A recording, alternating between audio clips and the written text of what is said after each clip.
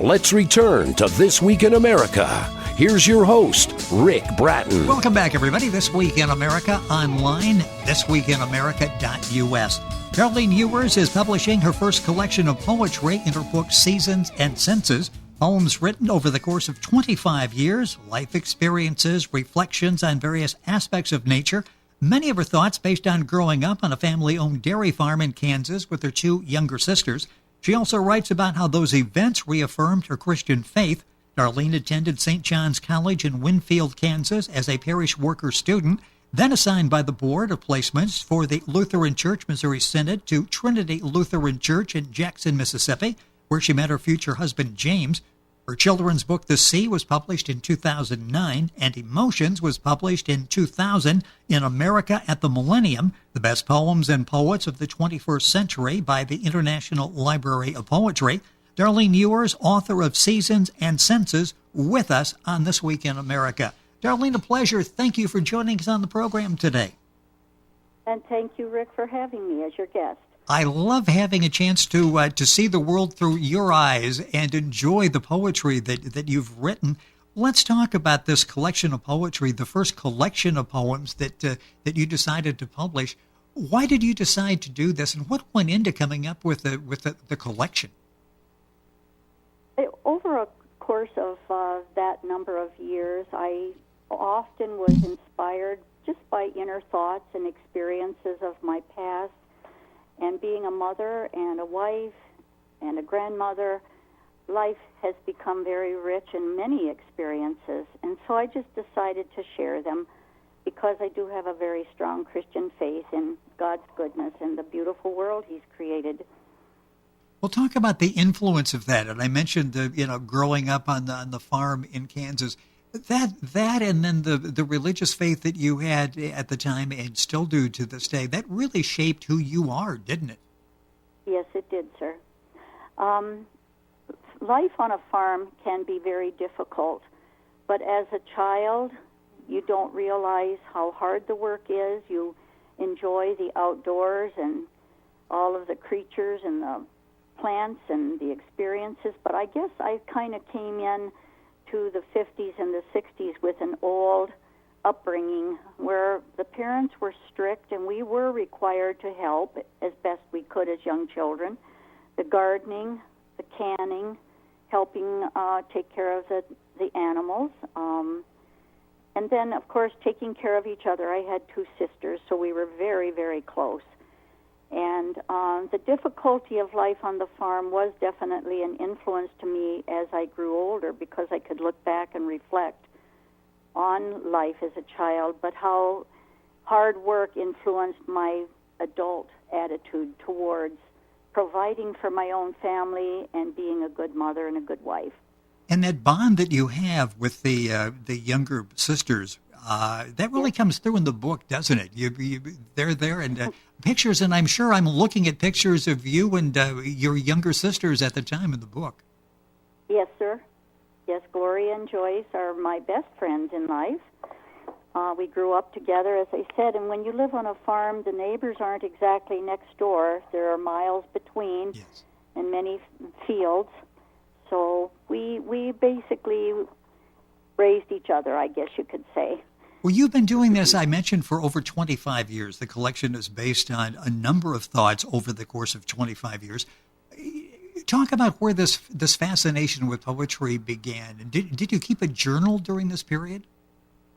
No, I can't say that I did, and I wish I would have, because it's difficult to remember all of our experiences and memories. But as I said, I grew up in an older philosophy of raising children. I went to a one-room country school, and one of the things that was important to me was that our teacher read to us every day before we were dismissed. Reading was an element of my life that was a very big part of growing up. We were not allowed to just sit in front of the television and watch it endlessly. We read. We listened to the radio. And one of the things our teacher taught us was how to write poetry or limericks. And so being a reader myself, I grew up loving words because it's like a paintbrush. words paint a mental picture in our mind when we use the right words and are accurate in our descriptions. So I don't know, I love the English language, and I was very good at it in school. As far as diagramming sentences and understanding the meanings of words and the Latin prefix, suffixes, and root words. So I just love our language because it is a rich way of enriching our lives and learning about the world around us and also sharing our faith. I am so impressed with talented writers, poets in particular, because that's always been something that I would think would be difficult to do. It's hard enough sometimes to write a cohesive, comprehensive, one sentence, a paragraph, whatever, and to actually take that and to put that into poetry form. And I would say there are challenges to do that, but sometimes I talk to poets and it's like that's sort of second nature to them. Was it ever a challenge in taking your thoughts and in trying to put them in poetry form? No. Once I had a reflection or an inspiration, mental inspiration, I just wrote it. I could write a poem in a matter of minutes because, as I said, I love our language. I love words. I love to read. And I guess I'm a very deeply emotional person. And so when you have those feelings inside, they translate into our words. And I like to share my feelings with people, whether it's my faith, whether it's just something in nature, whether it's just enjoying something I've experienced or a specific aspect of life on this planet Earth. But more importantly, my hope for the future. What has this been like with family? You've got a number of children, grandchildren, great-grandchildren. This has to be a really rewarding experience, being able to share your memories with them through the poetry, your observations of nature, that type of thing. I'm assuming this is sort of a bonding experience, isn't it, with children, grandchildren? It is. I have 4 sons, and they are very encouraging. And my husband is my biggest cheerleader. He just encouraged me to do this because he says I have a gift and I should share it. And so it was just a collection over the years. I don't write every day. I don't even write every month. It's just when something inspires me at a moment in time. And I just decided to put those 25 poems into a book, and this is the result. Our guest on the program is Darlene Ewers. That's Ewers. The book we're talking about is Seasons and Senses, Poetry and Other Thoughts. This is a republished book now available for sale in ebook and paperback at its lowest retail price. Available for sale in all Amazon sites, Barnes & Noble, Page Turner Press, and Media Direct bookstore orders. Chapters Indigo in Canada, Waterstones in the UK, Booktopia in Australia and New Zealand, and a lot more. And that's a lot I've given you. You can link on directly to all of that information. Get information on Darlene and the book by going to our website, thisweekinamerica.us. Let's talk about inspirations. I would think because of the talent, the gift that you have, you maybe see things a little bit differently than most of us do. We tend to go through life at 110 miles an hour and sometimes don't really stop to reflect, to even look around, to look and to listen and to enjoy life. I think that's one of the gifts that comes across in the book's Seasons and Senses. You really have a different perspective, don't you?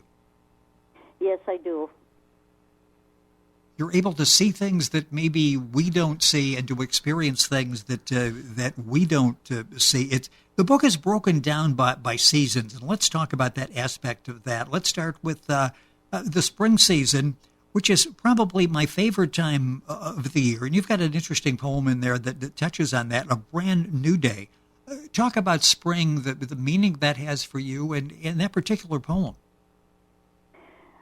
Because I have a Christian faith, this reminds me of Easter Sunday when Christ rose from the grave. A brand new day, the photograph that I chose to illustrate that poem is a sunrise on the Sea of Galilee. And I can just imagine Christ and his disciples walking along the seashore, and he says, "Fear not, it is I." And I do love the morning. The morning is a fresh new day, a brand new day, as this poem is titled, a new opportunity to live our life to our fullest. And the book is Seasons and Senses, Poetry and Other Thoughts. Darlene Ewers, the author, our guest on the program. And there are a lot of pictures, illustrations in the book as well that help work with the story to enhance what she's saying in the words in the poetry. And another one in there that's really touching as well is promises, and that's something you think of as spring too, don't you? That promises that we all have a shot at something now. There's always hope when a new child is born, and this particular poem I wrote after our first granddaughter was born. Her father and mother were in the Navy at the time, and so we didn't meet my granddaughter until she was 6 months old. And so when we finally did, I just was taken by her bright eyes and her sweet smile and her laughter. And children are a promise of the goodness in life and promise of good things to come in the future and the hope for their lives to be a success as well. So that one is about my first grandchild. And I'm sure in the book there are others that we'll talk about other grandchildren. Sunshine, another one in that spring category that is very meaningful. Yes. We see sunshine in many places, not just from the solar system. Sunshine is in a child's bright eyes, their hopefulness, their trust. In our children, but the hope that I have for the future is when I see my Savior and his acceptance of me because I've accepted him as my Savior in life from all the ills of this world. It's so nice when you read the book Seasons and Senses that you can sit and you can read through a number of chapters and enjoy the reading, and that will get you thinking and reflecting as well. Or if you just have a few minutes, you want to go back and refer to something or just pick up the book for some inspiration, it works in that category as well. In summer, one of those there is Three Sisters. So I'm assuming there's a little bit of autobiography included in that poem as well. Yes, sir. Let me find that one. Do you happen to know what page it's on? I don't have the book in front of me, but that... I found it. Okay. That one is illustrated with three lovely cats. We were I love those, cat yes. people. We loved our cats. We had a lot on the farm because it was important to keep the rodents down with all of the grain in all of the barns. And so this one kind of introduces each of us as we came along in life and the close bond that we have with each other and some of the things we did together. And for anybody that grew up very close to their siblings, the memories start flooding back from that situation as well. The book is, as I mentioned, divided by seasons, spring, summer, and then autumn. So many, and that's another interesting time of the year. I'm avoiding winter because we live where it snows a whole lot in the winter, so that's not necessarily my favorite time of year. Autumn is very nice if you overlook what comes after autumn. Autumn is a very nice time of year, and you have a poem there, Thanksgiving Day Remembered, and that's so powerful because we just went through that holiday as we head into the Christmas season. Talk about writing that poem, Thanksgiving Day Remembered.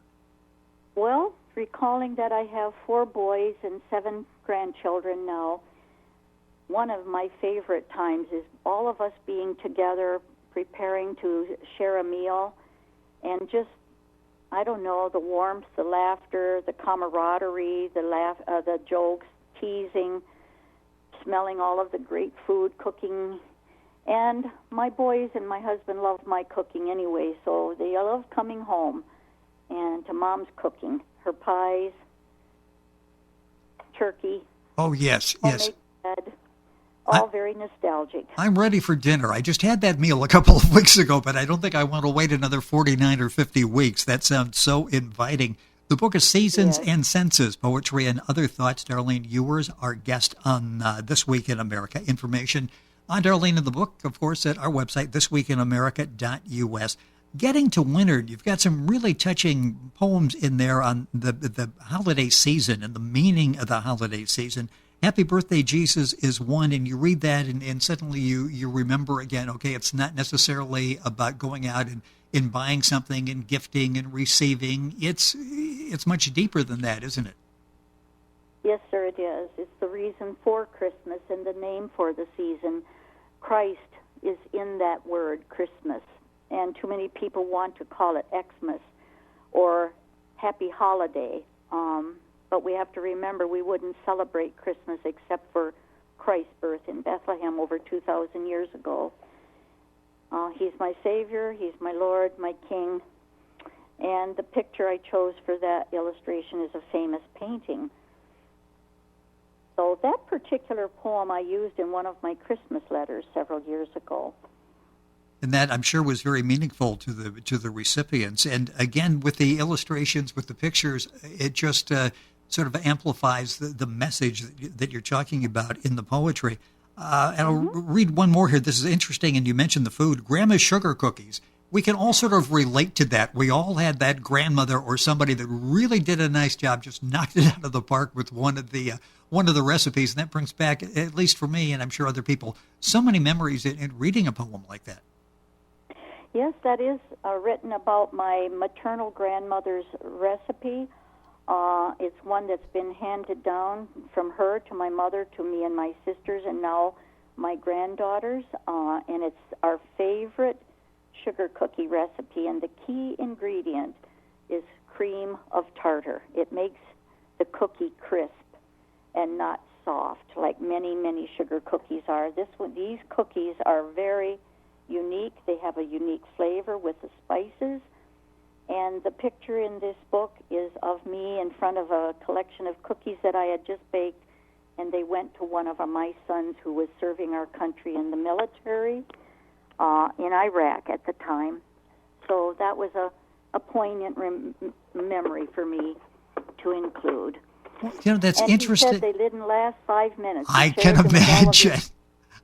And the cookies were gone. See, those are the ones you have to open and hide right away. Otherwise, you get involved in sharing, and there's nothing left. I can certainly see how that could happen. A couple minutes left in the program. Several more poems that come to mind as I'm thinking of all the poems in the book, Seasons and Senses. Diamonds and the Pelican. Let's talk about Diamonds. This is a cute poem. I like this one. Yeah, sometimes now that we are retired, I can just sit on my couch and look out of the patio door, and this particular poem was written after a rain, and we have a lot of pine trees here in Michigan where we live in the Upper Peninsula, and I like it because the raindrops were just sparkling in the sunlight that early morning. So I was thankful for just that. I don't have to have diamond rings or diamond bracelets. I can look outdoors and they're all around me. And it's just another reflection on God's beautiful creation. And just another benefit of the book, when you read, you enjoy the poetry, and then you think, she sees the rain and sees something totally different than I see the rain. Maybe I should look at it through a little bit different perspective, and that you do such a nice job of bringing that home, and you're thinking, maybe I'm missing something. It's going to rain. I might as well enjoy it. The book of Seasons and Senses. Pelican, I love that one as well. Talk about how that came about. Well, my husband and I had been invited to Florida one year by one of our neighbors up here in Michigan, and he would spend his winters there. So we were on the beach along the ocean very early at sunrise, sitting on a park bench, and the pelicans were all around us, and we sat and watched them. And so that one's kind of a comical one. They're a very, I could say gangly. I think that would be accurate, yes.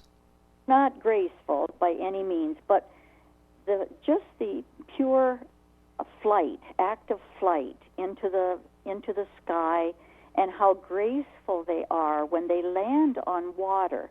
It's just truly amazing. It's my husband's favorite poem. He laughs every time he reads it. And speaking of husband, just envision that ugly old bird coming in on his flat feet on the surface of the water with a fish in his mouth, no less.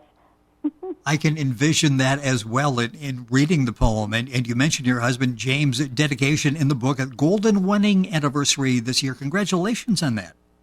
Well, thank you. I would say that's quite an accomplishment. Not everyone can say that. No. And we celebrated with all of our children and grandchildren this summer. So we had a special dinner. I'm sure that And was 50 years of marriage takes hard work. that. It's a commitment. It's a promise through thick and thin, for better, for worse, until death do us part. And it's a legacy. That's the thing I'm most proud of for our 4 sons and their children, that it's the world just makes it easy to quit and not keep that commitment or that promise or keep your word. And so I put the picture of our actual wedding ceremony in the front of the book in the dedication, because it is dedicated to Jim's and my 50 years together. We wouldn't have 4 sons and 7 grandchildren if we hadn't, like they say, stuck it out. Well, it's an And we look inspiration. forward to another 20 or 25 years. Well, yet. and I certainly hope you have another 50. Let's go for that. Let's see what we can. Let's set a record here. I think that's such an inspiration to all of us and the family members as well. A minute or so left in the program. What are you working on now? You've got to keep doing this now that you've got us hooked on your poetry and your perspective, your observations on life, nature, what goes on around us. Are you working on a new collection? No, sir, I haven't been. This was pretty much a all-inclusive collection of all that I had written to date. And I actually wrote several extras just to make sure I had the same number of poems in each chapter to complete it. So, I don't know. I think I've just been busy promoting this book this year and going to local events and all the local libraries and sharing it with family and friends that I really haven't thought yet about producing another book. Well, this one is excellent. Seasons and Senses, Poetry and Other Thoughts. Darlene Ewers, the author of the book, our guest on the program. The book is a republished book now available for sale in ebook and paperback at its lowest retail price. Available for sale in all Amazon sites, Barnes & Noble, Page Turner Press, and Media Direct bookstore orders. Chapters Indigo in Canada, Waterstones in the UK, Booktopia in Australia, New Zealand, and a lot more. And you can link on to all of those by going to our website, thisweekinamerica.us. Darlene, thank you so much for sharing the book with us on the program. Love having a chance to read it, and Merry Christmas. Merry Christmas to you, Rick, and thank you for the opportunity to share my thoughts with you today. It is our pleasure. Once again, the book Seasons and Senses, Poetry and Other Thoughts. Darlene Ewers, our guest on the program. Information at our website, thisweekinamerica.us.